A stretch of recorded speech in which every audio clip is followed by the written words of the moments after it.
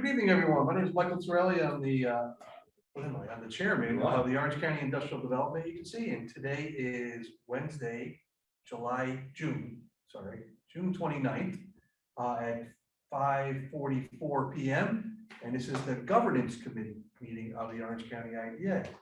With that, I'd like to welcome everybody and stand for the pledge.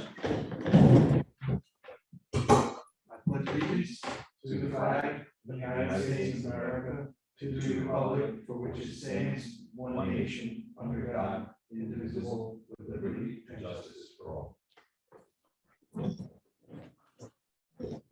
Okay, Bill, I'll turn it over to you for roll call. Okay. Torelli. Present. Tim Murray. Present. Odak is absent. Rinaldi. Present. And Susan Walsky is absent. So we have two of our three committee members and another board member participating as well.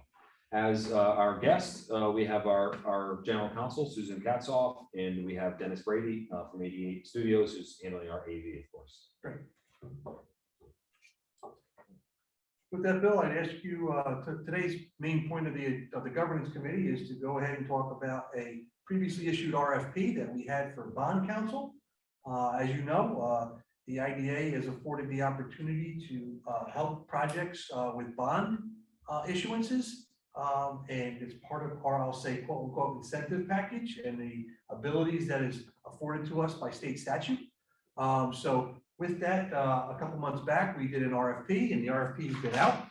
We had some great response. I believe 5 law firms that do this type of transactional work have responded.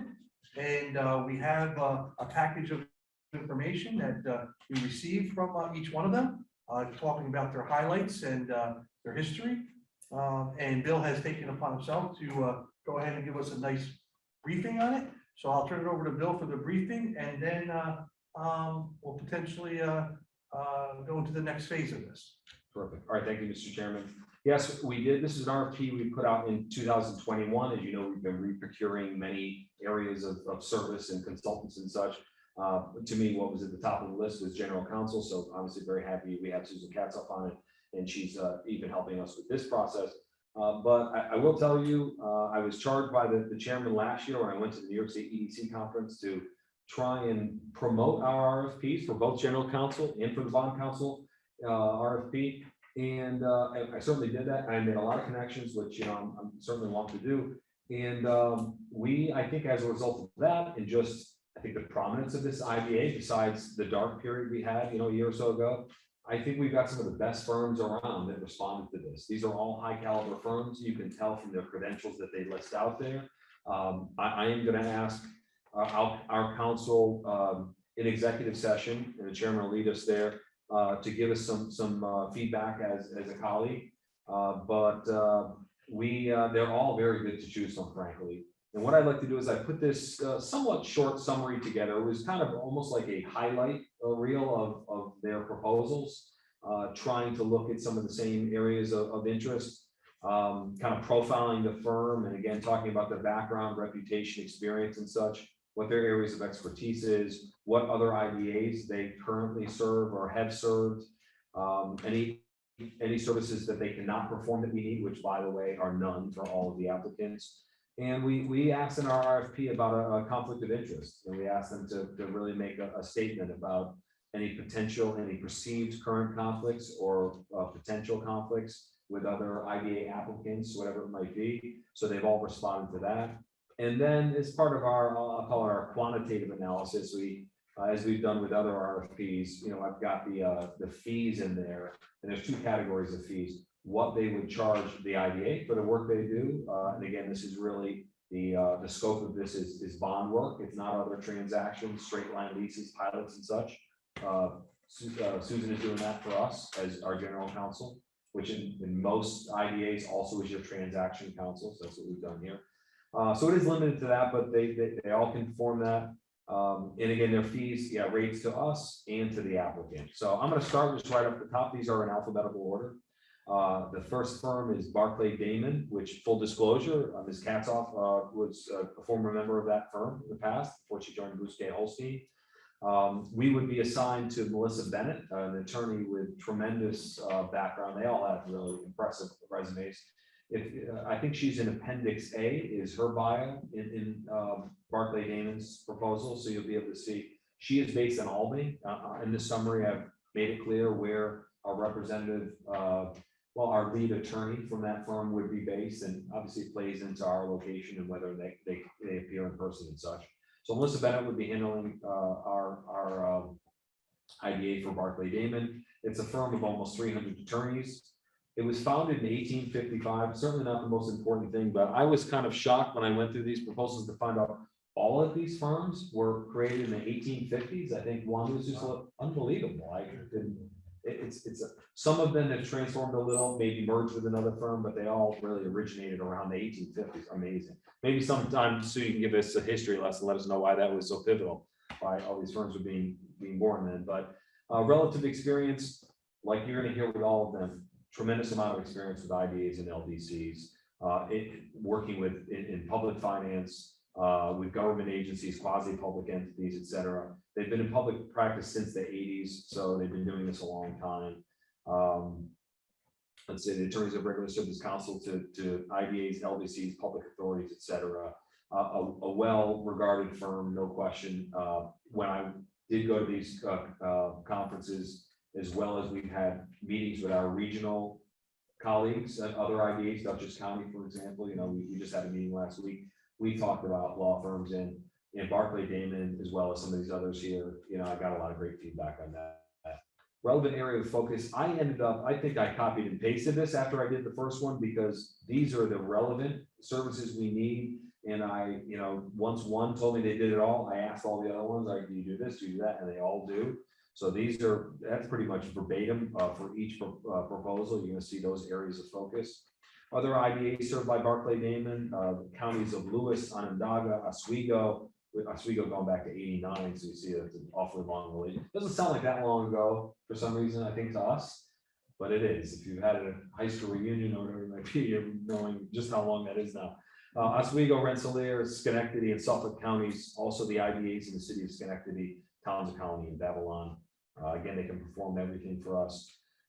Their conflict of interest statement, there's a lot of similarities among the respondents for this, but they're also saying that they take it seriously. They have a rigorous conflicts checking system that screens all their clients and matters that come before them. They have a chief ethics partner who is named to advise the effective attorneys and management for the best course to take.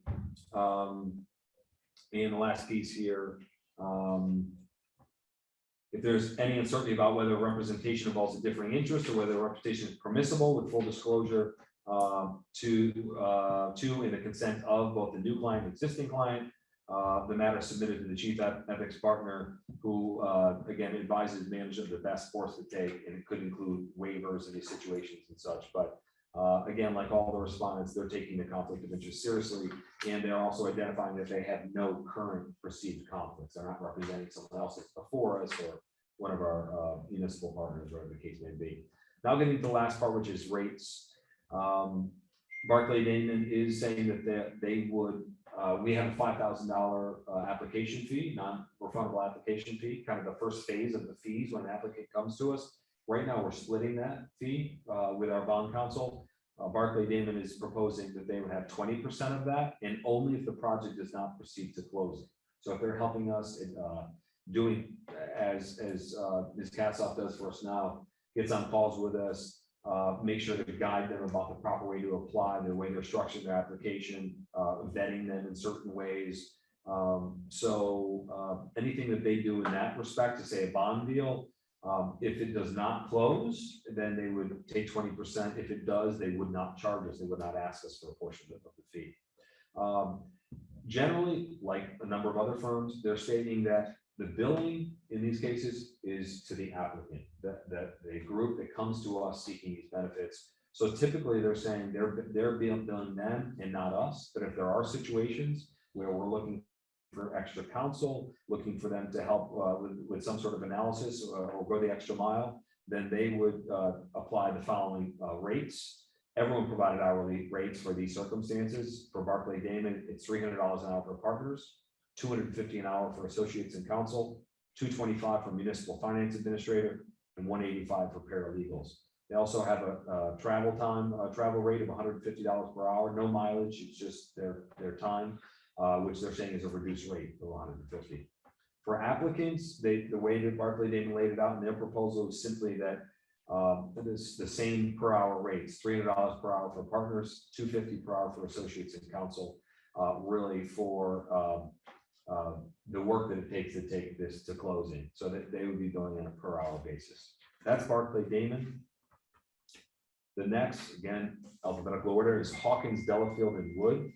This is a firm that I've heard the name, but I did not know them at all. I had not met any of the representatives in my working networking and meeting in these types of groups outside the area. But in reading about them and doing a little extra research, they have a tremendous reputation. They are based in Manhattan. Their primary attorney for us would be Dan Birmingham, one of the partners. It's a firm of 90 attorneys, founded in 1854.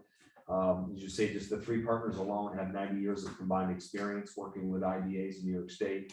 90% of their lawyers devote their time entirely to public finance. They've been ranked one of the top firms, a couple rankings by Refinitiv, which I was not familiar with, but it was formerly Thomson Reuters, who most of us who most of us are familiar with. They had a ranking that, going back to when they first started maintaining these records back in 1980, from 1980 to 2020, they have done the most dollar volume of bond deals, bond issues. So that was impressive. Not seeing a ranking like that, but they're happy to tout it. But it shows that they have done an awful lot of these deals. Areas of focus, again, the same: bond issuance, straight lease transaction, pilot sales tax, mortgage recording tax exemptions, again, would not apply for the scope of our RFP, which is really just bond issuance. Seeker or public hearing notices, all of this. Again, it's what the other firms also would provide in terms of services. IDA is served by Hawkins, Delafield and Wood. The counties, at one time or currently, they did break that out, but I just, for the purpose of the summary, just kind of put it all together. They have served the counties of Lewis, Onondaga, Oswego, Rensselaer, Schenectady, Suffolk, the cities of Schenectady, Townsend County, and Babylon. Additional work for New York City, Erie, Nassau, Niagara, Putnam, Rockland, Westchester counties, Mount Vernon, New Rochelle, Poughkeepsie, towns of Hempstead, Lancaster, and Southeast, and also these other agencies: the Finance Authority of Maine, New Hampshire Higher Educational and Health Facilities Authority, Connecticut Health and Educational Facilities Authority, and Maine Health and Higher Educational Facilities Authority. They also represent the states of Connecticut, Hawaii, Maine, New Jersey, North Dakota, Oregon, Rhode Island, Tennessee, Vermont, Washington, West Virginia, and the government of the Virgin Islands for general obligation bonds.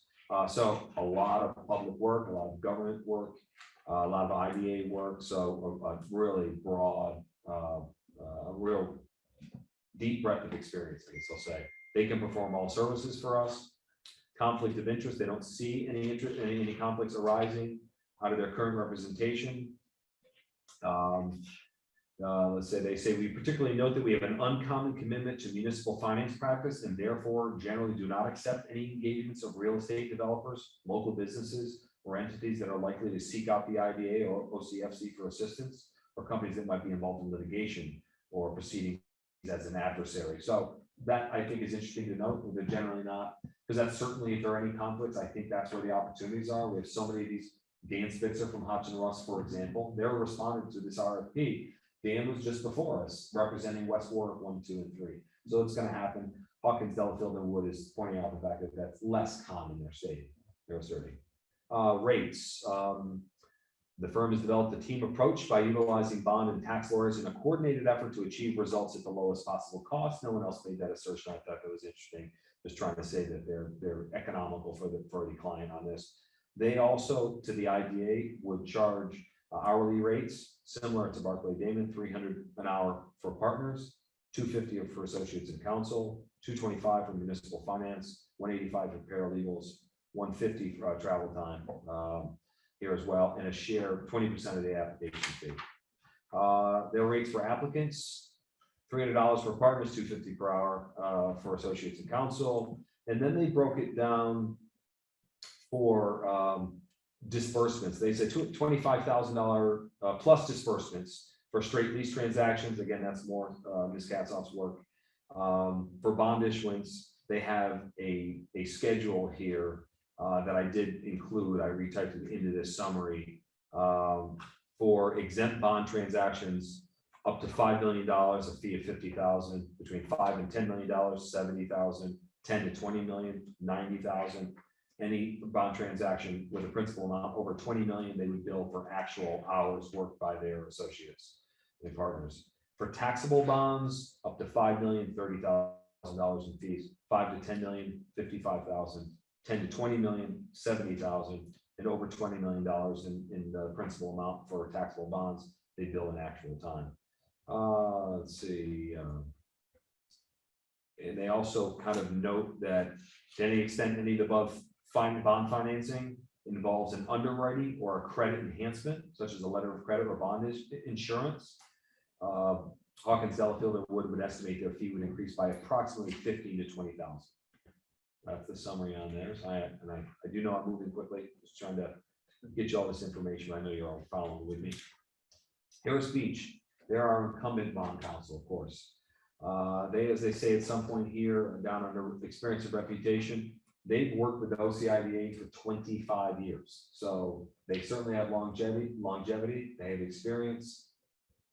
Kelly and myself, and sometimes Sue's firm, will reach out to Harris Beach. I mean, certainly multiple times a week because of the knowledge base they have due to their experience. I'm just going to ad lib, as I've said this in other meetings.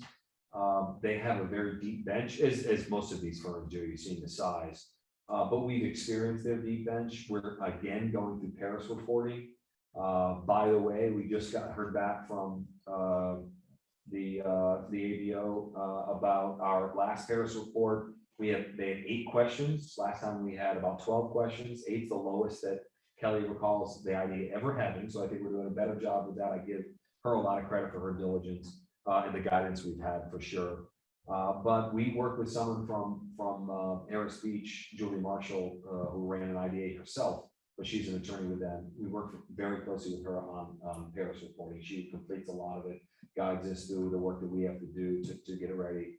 And we can't say enough about her. Again, she's an example that we know because we're working with them, of their deep bench and the work that the expertise they bring to the table. So they have 210 attorneys, 270 professional support staff, 50 attorneys have government experience, 30 attorneys and 5 paraprofessionals are in their specific economic development group. I think it's public finance and economic development, I think is the name of that group. They were founded in 1856, so it was a competition back then. They were all trying to get started. It was a race. Again, they worked for 25 years. Under their highlights of their experience and reputation. They also have been ranked by the National Law Journal as one of the country's top firms. Also, this BTI Brand Elite Tech Savvy. I'm not familiar with that, but they did some rankings based on in-depth interviews with more than 600 corporate counsels at the world's largest and most influential companies, and they're highly rated there. Their areas of focus, again, the same as the others. Everything we need, obviously, they're providing it right now. Their IDAs that they have serviced or currently serviced, many of these are current clients. Broome County IDA. I don't know this. Cattaraugus. Yeah, Cattaraugus. Cayuga, Chemung. You don't need to list them all. Okay, you got it. You see, there's a lot there. Thank you. A lot of experience. Thank you. Conflict of interest, similar statement from Harris Beach. The firm does not represent persons or entities with who they may be adverse to the OCIDA or OCFC. They would complete an additional firm-wide conflicts check to verify that no such conflict has materialized prior to commencing any new matters with us. And they're saying that unlike other firms, they avoid representation of lender and companies seeking benefits from the IDA, thereby avoiding any and all conflicts with its representation of our agency. And they have a conflicts avoidance procedure that's extensive and reviewed and approved by their professional liability carrier. So they're saying something similar to Hawkins, Delafield, and Wood, that they generally would not be working with companies that would be coming to the IDA or be adversarial to us. Rates and fees, this is something I can attest to. It's how the IDA and the Harris Beach relationship has worked for decades, as I understand it. We generally do not get a bill from Harris Beach. We did get a bill, I call it a nominal bill for the Paris work they did for us last year, $500. I have to say that's nominal, because I think it would be, that were based on hours worked, and Julie Marshall and others would be a lot more than that. So they do take half of our, I mentioned before, half of our non-refundable application fee of $5,000, $2,500 is passed on to them. You know that for approving those types of transfers and such. But they don't generally bill us anything else. And most of the billing goes to the applicant. Let's see, and with respect to that, they're staying with straight leases and sales tax projects, which we're not asking them to do. They charge the applicant a flat fee equal to 1/3 of our administrative fees. They say this policy was developed by the IDA, such as small businesses with a project involving as little as the acquisition of a single piece of equipment could benefit from financial assistance. That's interesting. I did not know of that.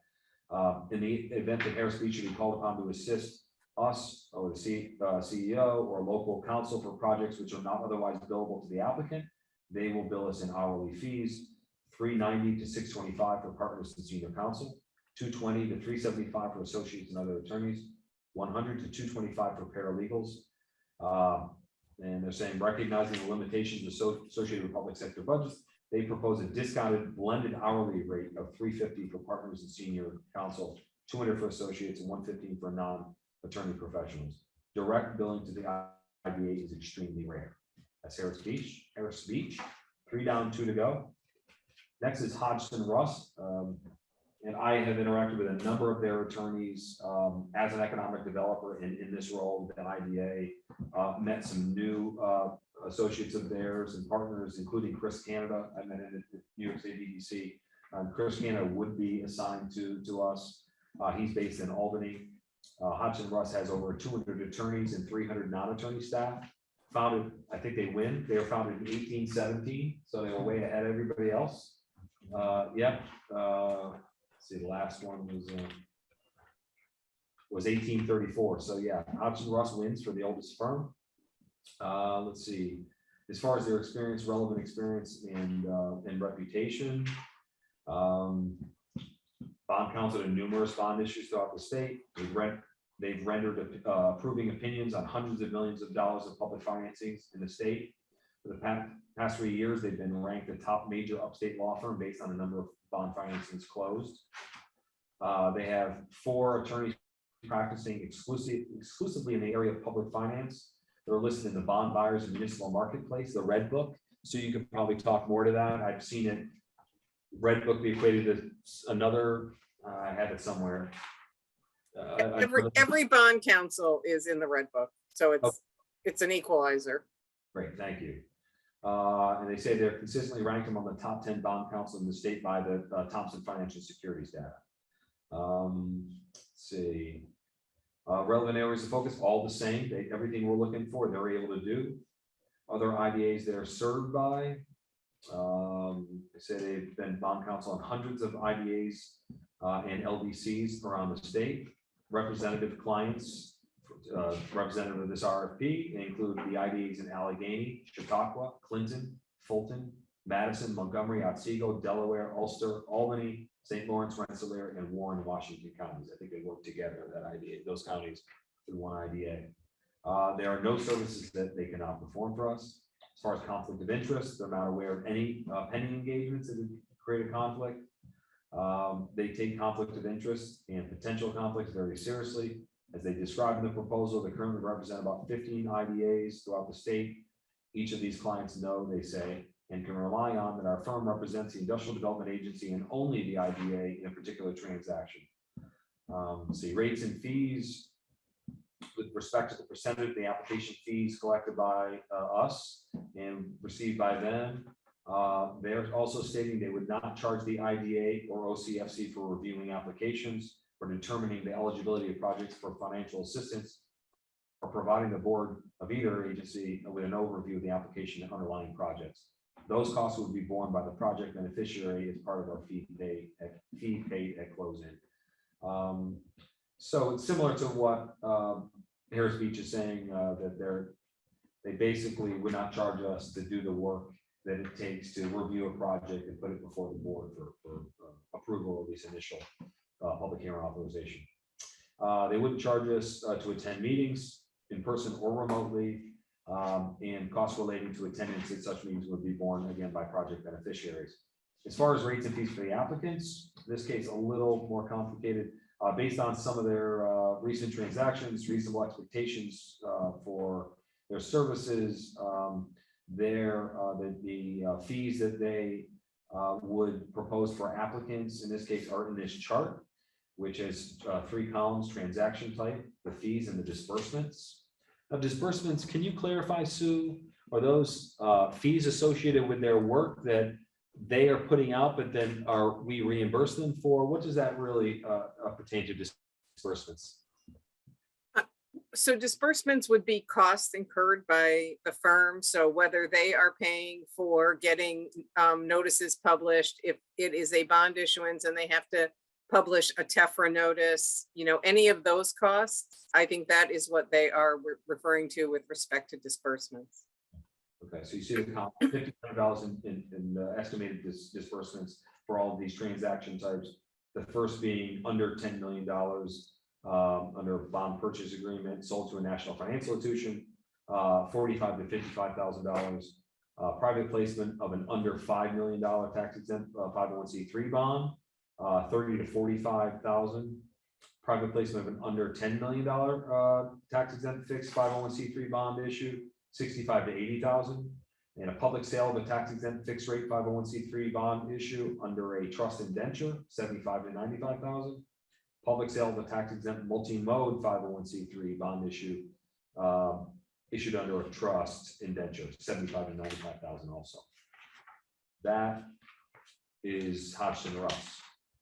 Last but not least, Phillips Lytle LLP. I don't know this attorney. Is it Milan? Sue? His name is Millen Tyler. Millen Tyler. I'm not familiar with him. Sue is.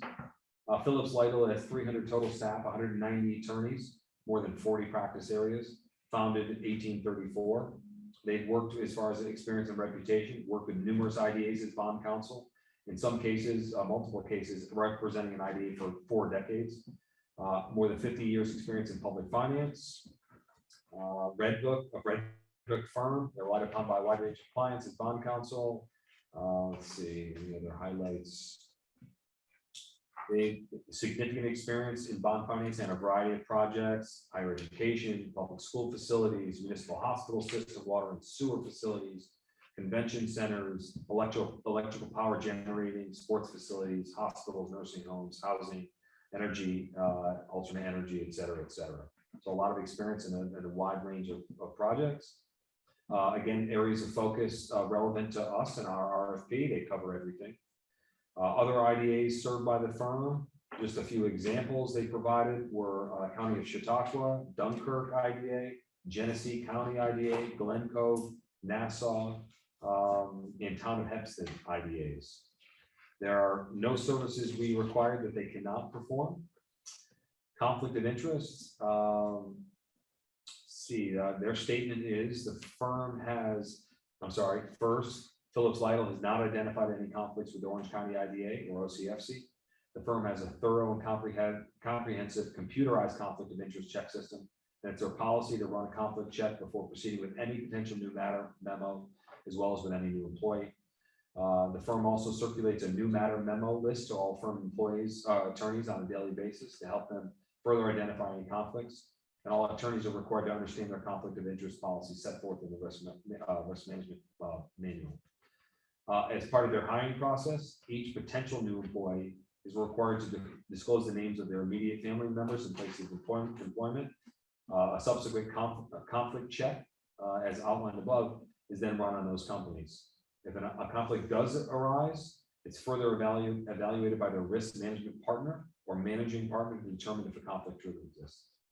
As far as fees for IDA, OCFC, Phillips Lytle proposes that the transaction counsel fee would be 30% of the IDA fee with a minimum of $25,000 to be reduced on smaller, simpler matters on case-by-case basis.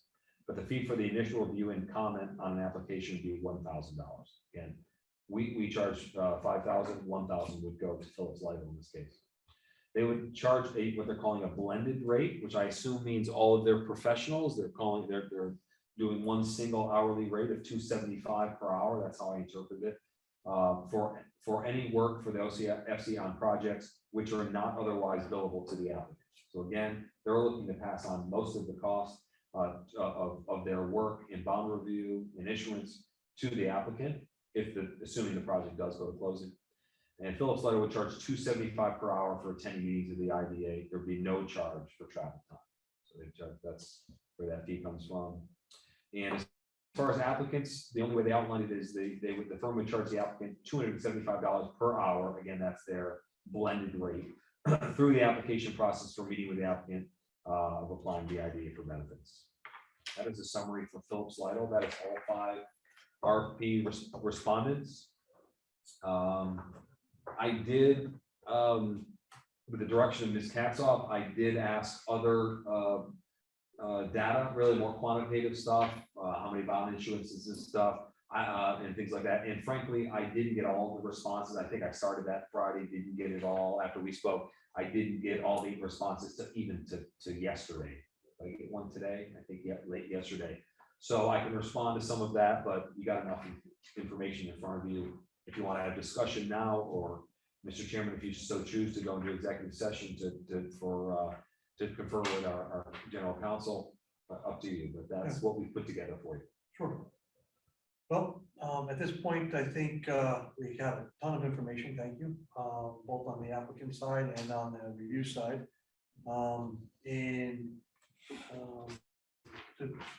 Wanted to discuss matters leading to appointment, employment, or a particular person or corporation. I'd like to make a motion to go into executive session and speak with counsel, and then come out of that with a potential open discussion if we need to, and whatever thing we want to move forward with.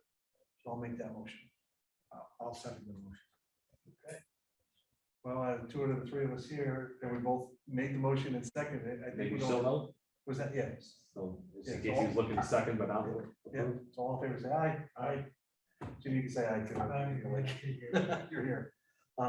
So with that, we'll ask our IT professionals to help us go into executive session, and then we'll come out of that by contacting them back and opening the meeting back up at 6:15.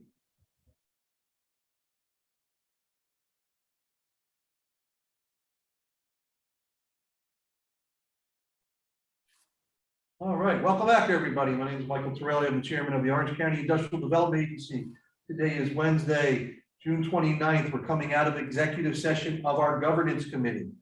In the governance committee, we are going to go forward, and I am going to make a motion to take 3 of the firms that responded to our RFP: Hodgson Russ, Harris Beach, and Hawkins, Delafield, and Wood. I'll make a motion to have them be interviewed by Bill Fioravante, our CEO, and for him to make a recommendation once he's done completing his analysis of those 3. And I'll make that motion. Looking for a second? Second the motion. Dean seconds. With that, 2 out of the 3 committee members are present, so we have quorum. So all those in favor say aye. Aye. Both say aye. And we move forward with that. Bill, please do that at your convenience. And enlist the assistance of any council or board member that would like to join you and to move forward with that. Thank you. Very good. All right. Any other business for the governance committee? With that, I'll entertain a motion to adjourn. Motion. Motion by Dean, second by me. All those in favor say aye. Aye. Aye. We'll adjourn. Thank you so much and have a great 4th of July. Here, have a good holiday, everyone.